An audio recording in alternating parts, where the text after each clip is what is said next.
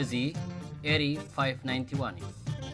ኤሪ 591 ንኤርትራ ከባብን ዓለምን ኣብ ዘገድሱ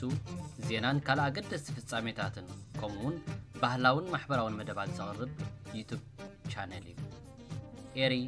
591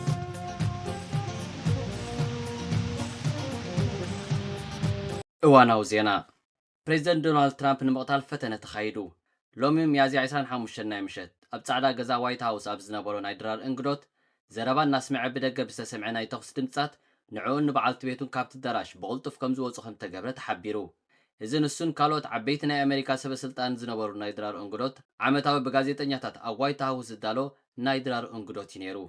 እቲ ነቲ መጥቃዕቲ ከም ዝፈጸመ ዝተጠርጠረ ወዲ 31 ዓመት ኮል ቶማስ ኣለን ዝበሃል ኮይኑ ኣብ ከባቢ ኣባላት ጸጥታ ኣብ ዝነበሩሉ ተኹስ ከም ዝኸፈተን ንሓደ ካብቶም ኣባላት ጸጥታ እውን ከም ዝሃርመን ክግለጽ እንከሎ እቲ ኣባል ጸጥታ ግን መከላኸሊ ጥይት ቡሌት ፕሩፍ ቨስት ተኸዲኑ ብምባሉ ግን ከም ዘይተጎደ ተሓቢሩ እቶም ኣብቲ ናይ ድራር እንግዶት ዝነበሩ ኣጋይሽ ሽዑን ናብ መዕቆቢ ቦታ ከም ዝተወስዱ ክሕበር እንከሎ እቲ ተኳሲ ብኣባላት ጸጥታ ኣብ ትሕቲ ቁፅፅር ውዒሉ ኣሎ ዕላማ እቲ ጥርጡር ንምፍላጥ ኣብ መርመራ ከም ዘለውን ይንገር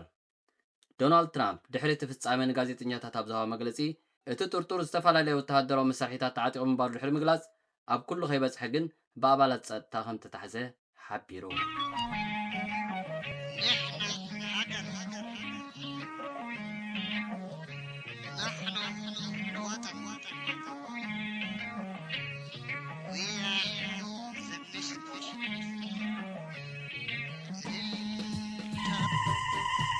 እዚ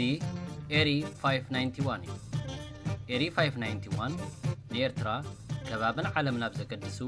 ዜናን ካልእ ኣገደስቲ ፍጻሜታትን ከምኡውን ባህላውን ማሕበራውን መደባት ዘቕርብ ዩቱብ ቻነል እዩ ኤሪ 591